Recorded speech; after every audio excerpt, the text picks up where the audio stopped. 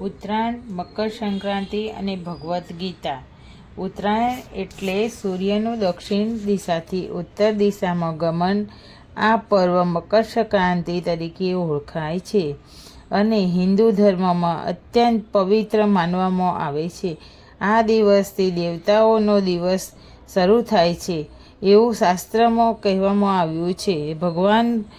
ભગવદ્ પુરાણ અનુસાર ઉત્તરાયણનું મહત્વ.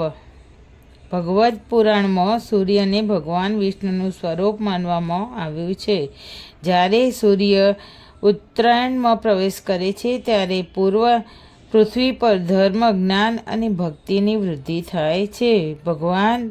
ભગવદ્ પુરાણ અનુસાર ઉત્તરાયણમાં કરેલ દાન, જપ, તપ અને ભક્તિ અનંત ગુણનું ફળ આપે છે.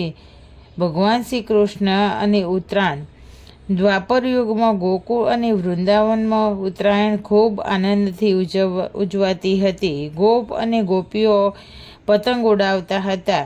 માખણ, તલના લાડુ અને ખીચડાનો ભોગ કૃષ્ણને અર્પણ કરતા હતા.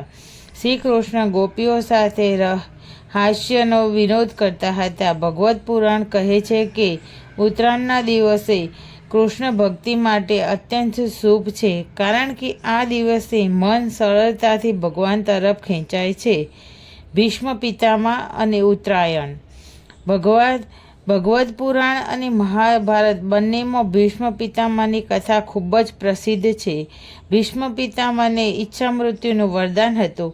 તેઓ સરસૈયા પર ચડ્યા હોવા છતાં ઉત્તરાયણની રાહ જોતા હતા. ઉત્તરાયણના પવિત્ર દિવસે તેમણે દેહનો ત્યાગ કર્યો હતો. આ દર્શાવે છે કે ઉત્તરાયણમાં દેહ ત્યાગ કરનારા આત્માને મોક્ષની પ્રાપ્તિ થાય છે. ઉત્તરાયણમાં શું કરવું? ભગવદ્ પુરાણ અનુસાર તલ, ગોળ અને વસ્ત્રનું દાન કરવું. ઓમ વિષ્ણુ સહસ્ત્ર નામ અથવા ભગવદ્ ગીતાનો પાઠ કરવો. ગાયને ઘાસ અને અન્ન આપવું. ભગવાન વિષ્ણુ શ્રી કૃષ્ણનું સ્મરણ અને ભજન કરવું. ઉત્તરાયણનો આધ્યાત્મિક અર્થ. ઉત્તરાયણ માત્ર તહેવારથી નથી, પરંતુ અંધકારમાંથી પ્રકાશ તરફ, અજ્ઞાનમાંથી જ્ઞાન તરફ, સંસારથી ભક્તિ તરફ જવાનો સંકેત છે. ઉત્તરાયણમાં કેમ ચગાવાય છે પતંગ અને તેનું ધાર્મિક મહત્વ શું છે? ઉત્તરાયણ 2026ના નવા વર્ષના પ્રથમ મહિનામાં એક મોટા તહેવાર તરીકે ઉજવવામાં આવે છે. ઉત્તરાયણ દર વર્ષ 14 જાન્યુઆરીએ ઉજવવામાં આવે છે. આ દિવસે સૂર્ય મકર રાશિમાં પ્રવેશ કરે છે. આ દિવસે સૂર્ય મકર રાશિમાં પ્રવેશ કરે છે, તેથી તેને ઉત્તરાયણ અથવા મકર સંક્રાંતિ તરીકે ઓળખવામાં આવે છે. તમે જાણો ઉત્તરાયણના આ પર્વ સાથે સંકળાયેલી રસપ્રદ વાતો. 14 જાન્યુઆરીએ આપણે મનાવીએ છીએ એ તો ઘણા લોકોને ખ્યાલ છે. અને ઉત્તરાયણના તહેવારની ઉજવણી કેમ થાય છે એ તો તમને જણાવવાની જરૂર જ નથી, કેમ કે તમે પણ તેની ઉજવણી કરો જ છો. પણ આજે તમે જણાવવામાં આવે છે કે ઉત્તરાયણમાં કેમ પતંગ ચગાવાય છે.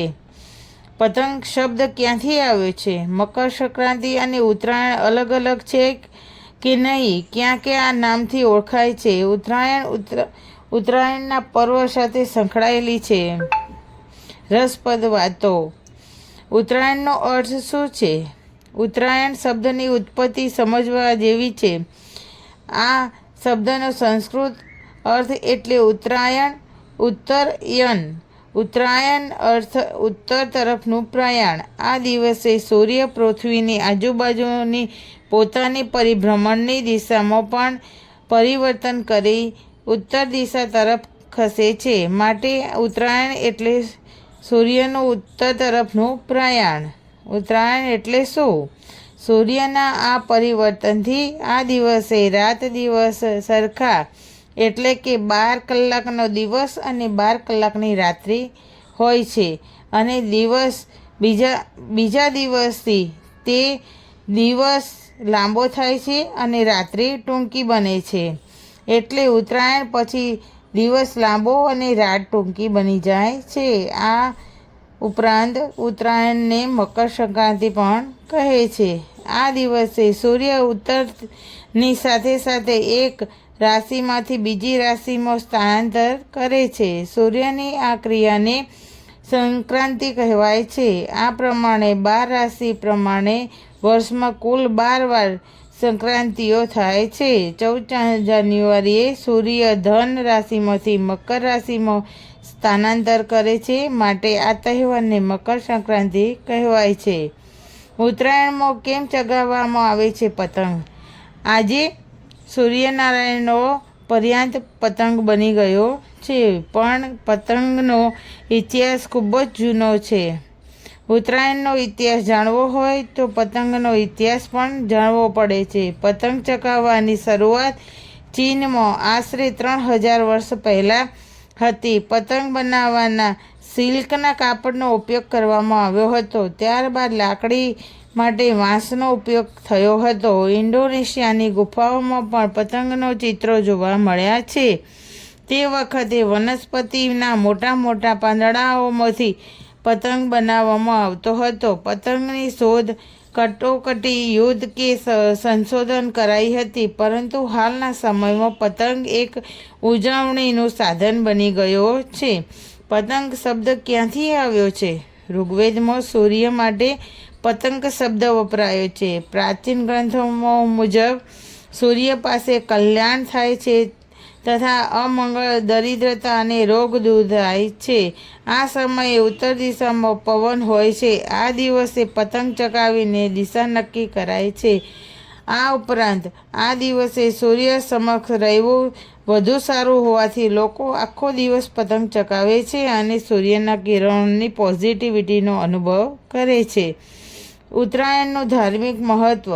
મકર સંક્રાંતિ દિવસ જૂનું ત્યજીને નવું અપનાવવાનો છે. ગુજરાતમાં આ દિવસે ઘઉં, બાજરી કે જુવારને છડીને તેનો ખીચડો બનાવવામાં આવે છે. બહેન દીકરીઓ તથા અન્ય લોકોને ખીચડો ખવડાવવાથી પુણ્ય મળે છે. આ ઉપરાંત ઘઉંની ઘૂઘરી કરીને ગાયને ખવડાવવામાં આવે છે. ભારતના અન્ય પ્રાંતોમાં આજના દિવસે માલિક પોતાના નોકરોને અન્ન, વસ્ત્ર અને ધન વગેરે સામગ્રી દાન ભેટ સ્વરૂપે આપે છે. મકર સંક્રાંતિનો પછીનો દિવસ પશુ પ્રાણીઓ, ખાસ તો ગાયને પણ દાન કરાય છે. નાની બાળાઓનો હસ્તે પશુ પક્ષી અને માછલીઓને ભોજન ખવડાવવામાં આવે છે. આ દિવસે યાત્રા પ્રવાસ કરવો અનુચિત મનાય છે, કારણ કે આ દિવસ કુટુંબ પરિવારનો મિલન અને પરિવાર માટે સમર્પણનો દિવસ છે. આ છે મકર સંક્રાંતિનું મહત્ત્વ. ભક્તિભાવથી વિડીયો ગમ્યો હોય તો લાઈક કરજો, તમારા મિત્રોને શેર કરજો અને ચેનલને સબસ્ક્રાઈબ કરજો અને વિષ્ણુ ભગવાનના આશીર્વાદ મેળવજો. જય વિષ્ણુ ભગવાન.